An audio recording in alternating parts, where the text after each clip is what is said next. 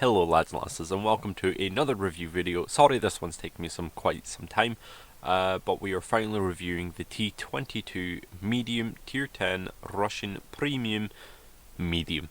Long story short, I'm not a big fan of this tank. If you've been watching my stream over at twitch.tv/renegade_central, then you would have known that I'm not a big fan of this tank. Long story short, before I dive into the tank, and if you don't want to hear all the stats and stuff, do I think this tank's worth it? Yes or no? No, I don't. Not in its current state, not currently in the game, but maybe later down the line, like the 907, for those who remember. That tank got buffed, so I'm hoping that later down the line that this vehicle will receive a buff. But as it currently stands, it's probably the worst tier 10 Russian medium in game. Yes, that is also comparing it to tanks like the K-91 and the 430U nerf. So, without further ado, let's get into the statistics of this vehicle and break it down. Alright lads and lasses, what we're going to do is we're going to dive straight into this vehicle's stats. First of all, rate of fire is 6.38 rounds a minute base, that's without any of the crew perks and equipment. Its damage is 320 standard, 320 premium and 420 on its high explosive. Penetration is 264 on standard, 330 on premium and 50 on its high explosive. Reload is 9.4 seconds. Base. That's a tragedy, man. That's awful. Anyway, ammo capacity is 50 rounds, accuracy is 0.38, with its dispersion, gun depression, is 5 degrees, elevation is 16 degrees, so this tank suffers from the anti-communism depression trait that all Russian vehicles have. Anyway, turret armor is 230mm at the front, 170 at the sides, and 140 at the rear. Traverse speed of turret is 28 degrees a second with a view range of 400 meters, which for a Russian medium is tier 10 is not bad.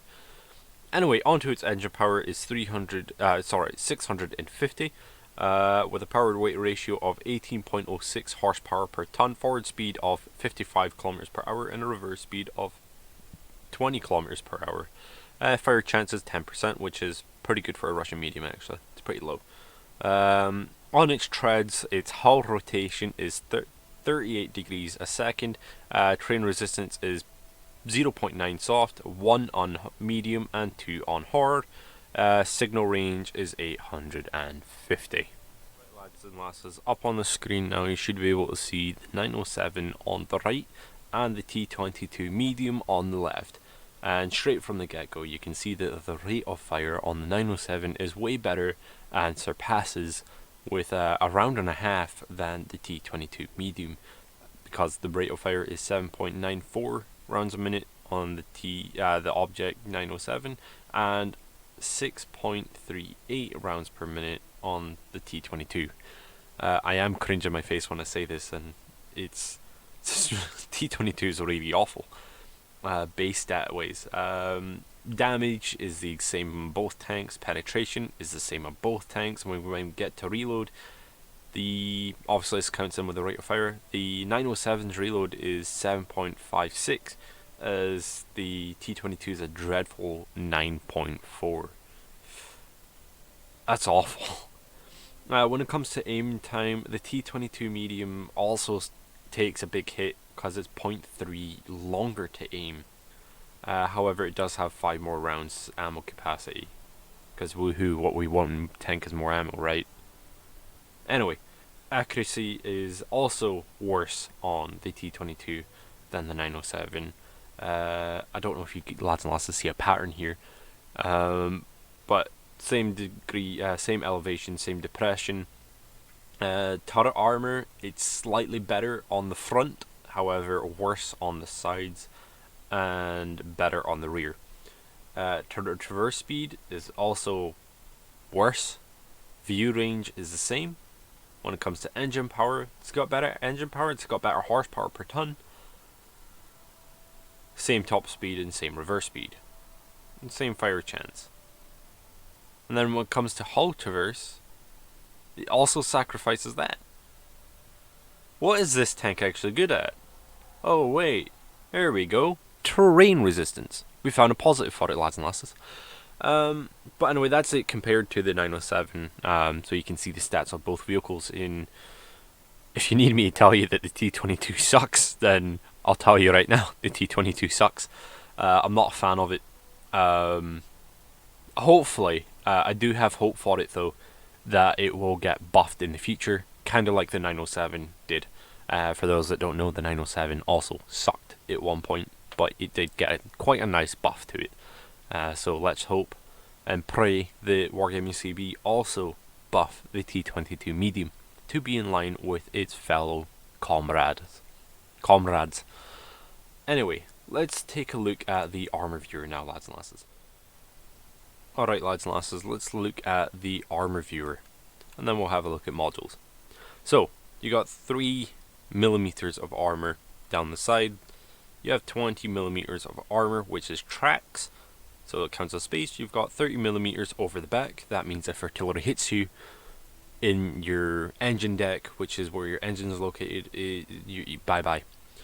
40mm around the front and gun, 50mm on the roof, which is a weak spot, 70mm of armor either side of the landing strip on the roof, 80mm of armor down the sides and rear, so you lads and lasses can see that. 90mm at the rear, where a piece of track is covering on the live model, but you can't see it. It's right underneath the log. And then we have 100mm at the front and lower glacis, or upper and lower glacis. 110mm at the rear turret, 140, 150, 160, 170, 180, 181mm. So 180 is around the gun mantlet at the front, and 181 is around the commander hatches and cupola. 190 at sides, and then 200 at the viewport, or behind the viewport should I say, 210 and 230. And yes, for lads and lasses, if you have noticed that the hull of this tank looks like an upside down Toblerone. Google it. Now, you may be thinking, hey Renegade, I know the stats of the vehicle suck, and I know you said that it sucks, but looking at a profile tank, it may be a really good side scraping. Well, yes, you may think it's quite good at side scraping, but it's not. It's not enough armor to side scrape. 80mm is not enough. Now, you can technically, effectively, reverse side scrape this vehicle for those higher skill cap players that are currently watching. But for the Joe Schmo, for the standard player, I don't like it. Anyway, let's take a look at modules. So, as I was saying, engine deck at the back, boom, gun, tracks, your turret, your radio is on the left side of your turret, your ammunition. This is why you can't side scrape this, by the way, lads and lasses. Your ammunition, throw a matchstick in the tank, and your crew. Right. Obviously, I've given a ton of thoughts and opinions, but it's time for thoughts and opinions and loadout. So, with this tank, in the game clip, you're going to see I did take more of a sniping role and a range role, because I found it incredibly difficult to play this tank, and I saw an opportunity to take the lighthouse on, and I did it, and it turned out. So it's a very weird game. It's definitely surprising on how it turned out, but I'll leave that to this suspense. Hope you enjoy. But for this vehicle, the gun is horrific. So I put accuracy, aiming speed, and loading time, and I use the enhanced targeting info. Consumables ever since 6.0. I don't really know where I was fixing, and there's a consumable bug which has been fixed at this current upload. So I am still running all large repair kits, med kit, and enhanced rations for that 15% boost and the 10% additional boost when, or 10% passive boost and 15% additional boost when activated, giving a 25 boost for 25% boost for 30 seconds. On to ammunition, I carry 25, 15, and 10.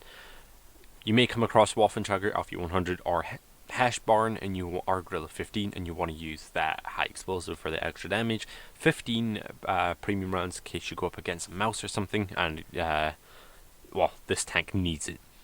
On to the crew. I was using my T-22A commander in this vehicle, so I'm running 6 cents, rapid loading, barn leader, steady aim, rapid aim, clutch braking, snapshot, running gun, and dead eye. However, if I was to play this tank continuing in the future after being a more passive and scouting role and a range DPS kind of vehicle, or should I say doesn't really have the damage per second, but more of a ranged vehicle overall, I would in future swap this to be a more of a scout role, more sneaky. Anyway, thoughts and opinions on this vehicle. Is it enjoyable to play? It's alright to play. It's really not that bad to actually play the vehicle. The biggest downfall of this vehicle is clearly its gun. Its gun is straight garbage. Hopefully, I would really like to see this vehicle get buffed in the future, and when it does get buffed, maybe we'll revisit it again. Kind of like the 907, because once that 907 got buffed from its horrendous state, it was really competitive and felt really good to use. But this vehicle, as it stands, it doesn't compete with any of the other Soviet mediums in game at tier 10. Doesn't even compete with the T-54 at tier 9. It just overall feels sucky. It's mediocre at best, and the only thing it really has going for it is the horsepower and terrain resistance.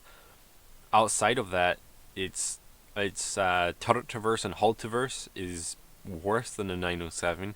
Its DPM and accuracy is worse than a 907. So, long story short, if you're looking to pick up a premium tier 10 Soviet medium, and you really want to get a tier 10 Soviet medium,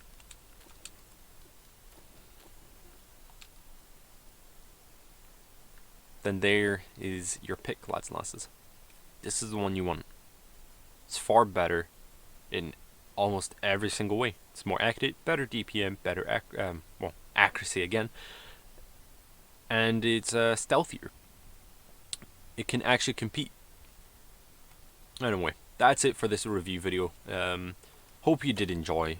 Take care and keep it renegade. Now we're going to show you a game in the T-22 medium. Wasn't an amazing game on my behalf.